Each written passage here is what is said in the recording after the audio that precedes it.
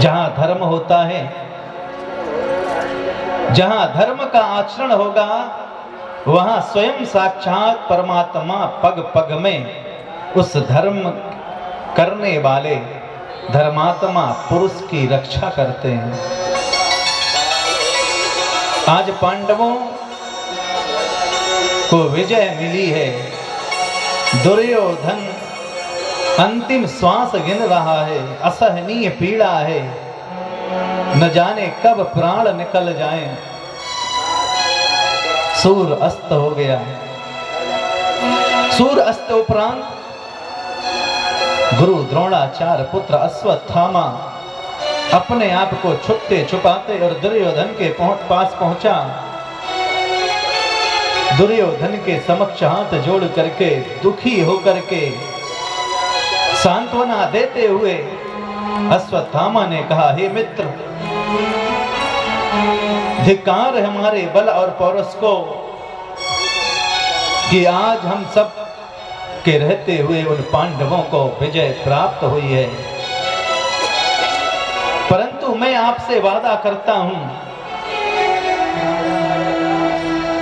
आज जो दुख आपको प्राप्त है ना, उसका बदला आपका ये मित्र अवश्य लेगा। और ये होनी को मैं बदल डालूंगा। पांचों पांडवों का सिर काट के आपके चरणों में ना रखा तो आपका मित्र ना कहूं। और प्रतिज्ञा करके अपने मित्र को सांत्वना दे करके और रात में अश्वत्थामा वहां पहुंचने का प्रबंध किया। परंतु निश्चिंत पांडवों को तिल मात्र भी भान भय नहीं है कि हमारे जीवन में कब संकट आए और कैसे रक्षा हो, क्योंकि जिनकी रक्षा स्वयं परमात्मा करे भला उन्हें चिंता की क्या आवश्यकता है। पांचों पांडव सोए हुए हैं। यहाँ भगवान वाके बिहारी कन्हैया विचार में पड़ गए कि यह दुष्ट प्रकृति विचार का ब्राह्मण अश्वत्थामा पांडवों के शिविर में प्रवेश करेगा। सोए हुए पांडवों का सिर काट न डाले, भगवान ने प्रबंध किया। प्रभु वहीं पहुंचे कृष्ण कन्हैया, जहां पांडव सोए हैं उन्हें अचानक उठा लिया। कहने लगे, अभी हम इतनी बड़ी विजय श्री की प्राप्ति और तुम शांत शिविरों में निवास कर रहे हो। चलो, मैं चाहता हूं कुछ आनंद उत्सव मनाएं आज की रात्रि। भगवान ने पांडवों को वहां से उठाकर ले गए और यहां अश्वत्थामा मारे क्रोध के अपनी भयंकर तलवार लेकर के और पहुंच गया। शिविर में आसपास खोजता है कि पांडव हैं कहां, पर जैसे ही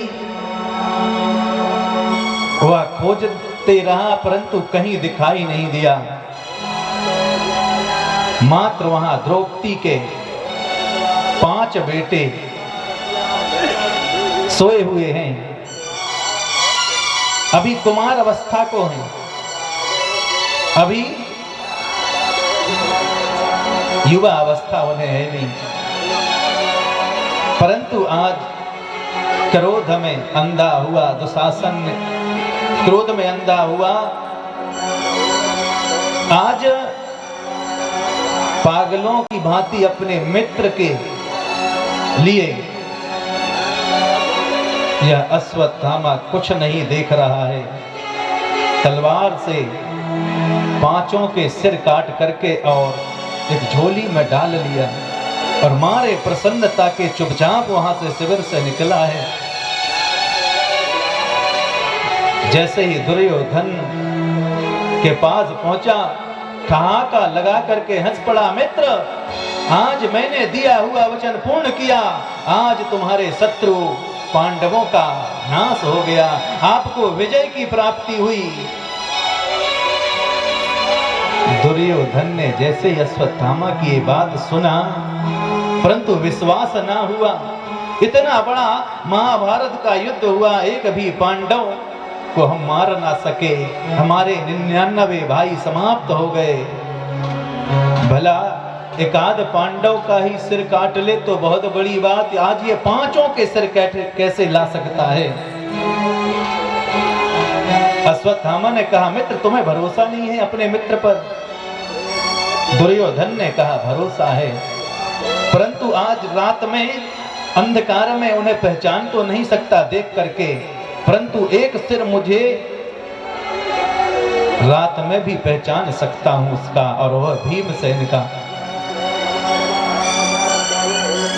तो कहा, यदि भीमसेन का भी सिर आपने काट कर लाए हो तो मुझे दो। अश्वत्थामा ने जैसे ही वह सिर उठाकर दिया है, दुर्योधन ने हाथ में लिया और जैसे ही उसमें हाथ से मसला और वह सिर ऐसे मसला गया जैसे साधारण फल हो। सिर पीट करके दुर्योधन कहने लगे, धिक्कार है इस मित्रता को। अरे अश्वत्थामा, ये तूने क्या किया?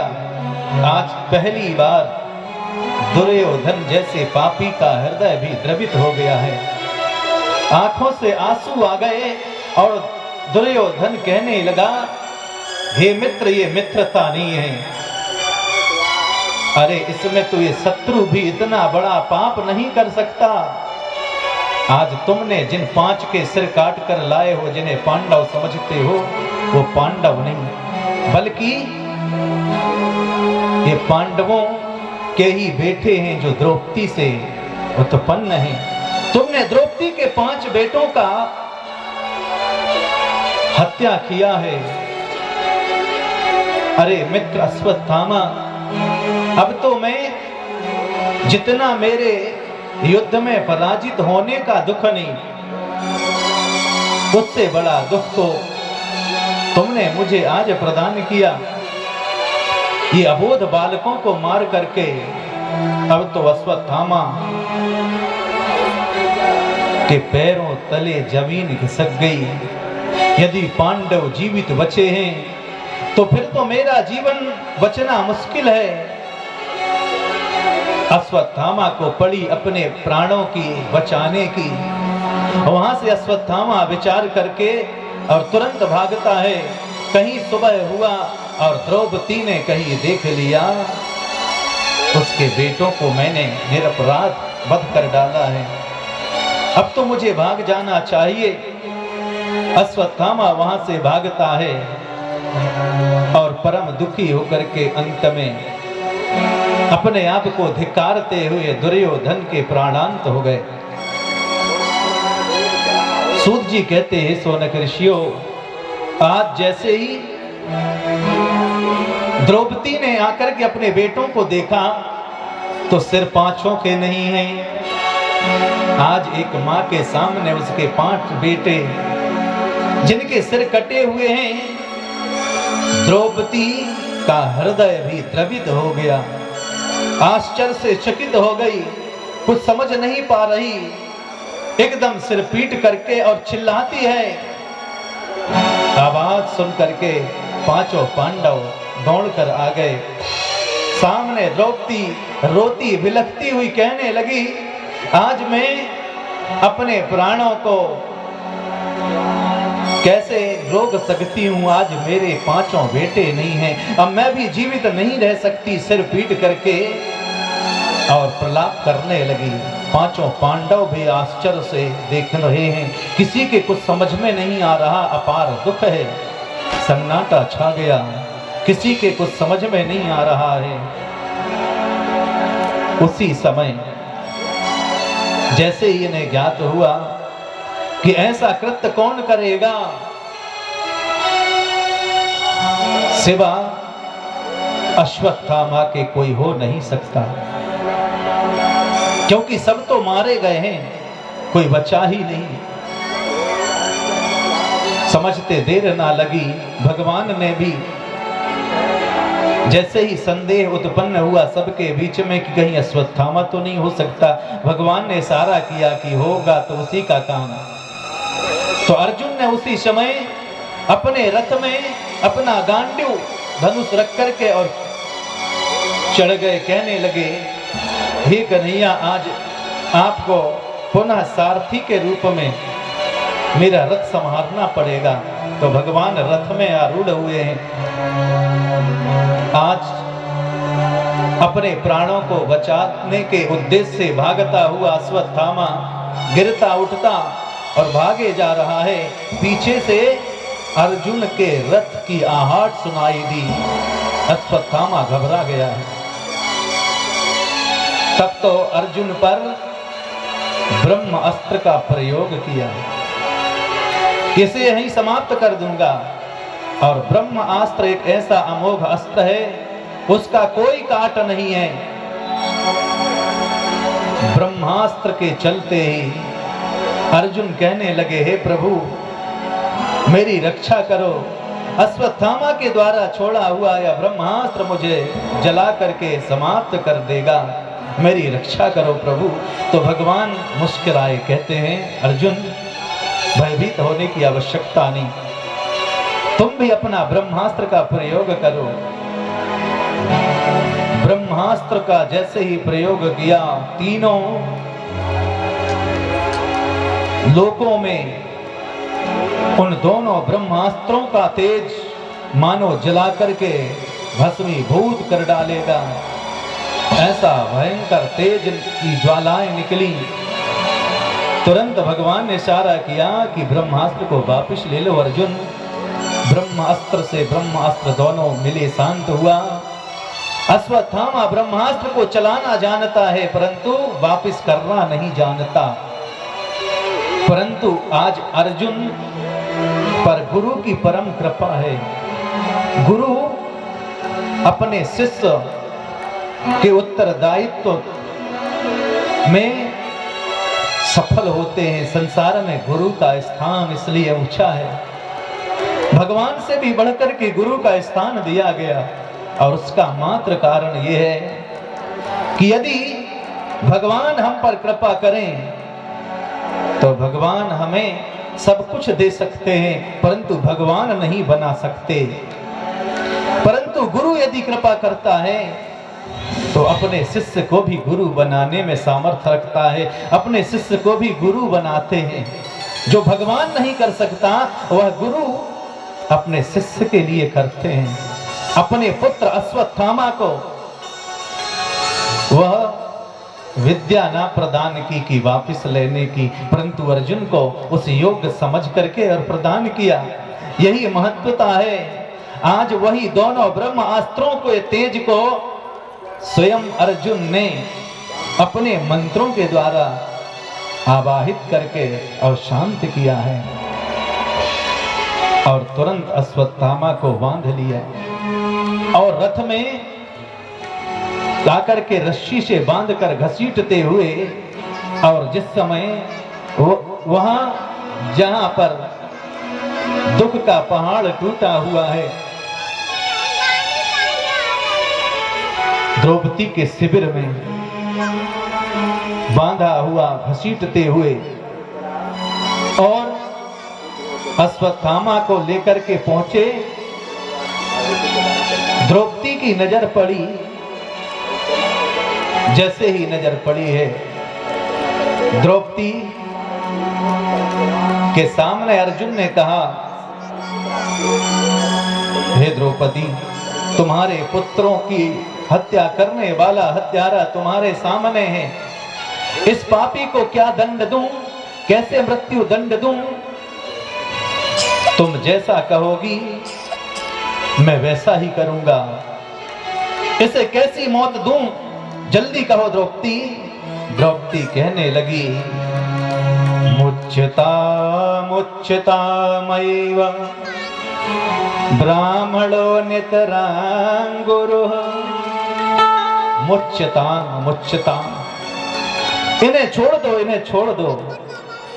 पांडवों के और वहां पर सारे नर नारी जो खड़े हैं सभी दुखी हैं। सबके समझ में नहीं आया कि अपने 5 बेटों को मारने वाला हत्यारा को सामने देख करके द्रौपदी कह रही है, तुम इसे छोड़ दो। मुच्यताम मुच्यताम, इन्हें छोड़ दो।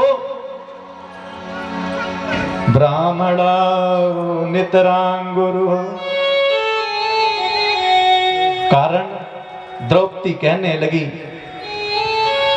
हे अश्वत्थामा, तुझे छोड़ने के लिए मैं क्यों कह रही हूं, तेरे समझ के परे है, तू नहीं समझ सकता। अरे पापी, तेरा कर्म तेरा कृत्य देख करके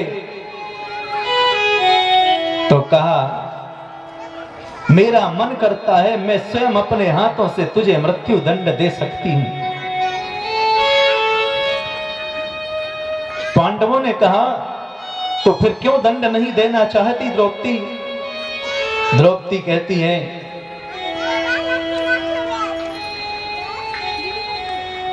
मैं क्या बताऊं आपसे। और द्रौपदी ने बड़ा सुंदर जवाब दिया, कहने लगी, यदि आज मेरे पांचों बेटे मारे गए हैं, परंतु मुझ जैसी नारी के सहारे रूप आज मेरे पांच पति मेरे साथ में खड़े हैं, मैं जैसे तैसे अपना जीवन जी लूंगी। और जिस अश्वत्थामा ने मेरे बेटों को मारा है, उनकी मां के विषय में जरा विचार करो। अभी अभी उनके पति की हत्या महाभारत युद्ध में हुई, वो मृत्यु को प्राप्त हुए। अभी उनके पति का दुख उनके मन में होगा, और उनका इकलौता सहारा यदि कोई है तो यही पापी अश्वत्थामा है। और आज मैं उसकी हत्या का, उसे दंड देने का साहस नहीं कर सकती। मेरा मन, मेरा हृदय जानता है कि एक मां अपने बेटे को खोने पर कितना दुख और कष्ट उसे प्राप्त होता है। इसलिए मुच्यता मुच्यता मयिव ब्राह्मणो नितरांगुरु। दूसरी बात, यह ब्राह्मण है और फिर आपके गुरु का पुत्र है, परंतु भीमसेन आदि अपार क्रोधित हैं। यह कोई भी हो, आखिर में अबोध बालकों को मारने वाला यह आतताई है, यह पापी है, यह वध के योग्य है। यदि हमने इसका वध नहीं किया तो हमें पाप लगेगा। अनेक प्रकार की वार्तालाप होने लगी कि इसे दंड देना ही पड़ेगा। द्रौपदी की बात एक ठीक भी है, परंतु आज हम नहीं मान सकते। युधिष्ठिर ने इशारा किया कि भाई भीम शांत हो जाओ, अभी हमारे बीच भगवान स्वयं साक्षात विराजित हैं, वही आदेश करेंगे कि क्या करना है। अर्जुन ने निवेदन किया कि कन्हैया आप बताइए। द्रौपदी तो ऐसे कहती है छोड़ दो, क्या छोड़ दें? आपका क्या मत है? भगवान मुस्कुराए, कन्हैया कहने लगे, ब्रह्म बंधुर्न हन्तव्यम् आततायि बधार्णव मयैव भयकाप्नातम् परिपह्य तुशासनम्। ये शिक्षा है, नीति शास्त्र कहता है क्या? ब्रह्म बंधुर्न हन्तव्यम्। ब्राह्मण के लिए आज तक किसी भी नीति और शास्त्र में वध करने का विधान और निर्णय नहीं है, परंतु आतताई वधार्णवः, आतताई पापी हत्यारे को मारने का ही विधान है, वध करने का ही विधान है। तो भगवान कहते हैं, हे अर्जुन, यह ब्राह्मण है, ब्रह्म हत्या ना करो। हे अर्जुन, यह आतताई है, पापी है, यह वध करने योग्य है, इसे छोड़ना नहीं, इसका वध कर डालो। अर्जुन कहने लगे, प्रभु आपकी बात बड़ी अटपटी है। एक तरफ आप कहते हो अर्जुन ये ब्राह्मण है, इसे मत मारना, दूसरी तरफ कहते हो ये पापी, इसे छोड़ना नहीं। तो भगवान कहते हैं कर्म तो तुम्हें करना है अपनी बुद्धि और के अनुसार, परंतु जो धर्म का आश्रय लेता है उसके द्वारा किया हुआ कोई भी कर्म कभी धर्म से विरुद्ध नहीं होता, क्योंकि समय आने पर वही धर्म ही उसके द्वारा उसकी रक्षा करता है। धर्मो रक्षति रक्षता, जिसने अपने धर्म की रक्षा किया धर्म उसकी रक्षा करेगा। इसलिए हे अर्जुन, आज तुम्हें जो उचित जान पड़े वही करना। यह ब्राह्मण है, ब्रह्म हत्या भी तुम्हें ना लगे, और यह पापी है, हत्यारा है, आतताई है, उसका भी उसे दंड प्राप्त हो। अर्जुन ने कहा प्रभु मैं समझ गया, और तुरंत अर्जुन ने अपनी एक बाण निकाला और शिखा का छेदन किया उस ब्राह्मण का। शिखा में दिव्य तेज मणि विद्यमान है।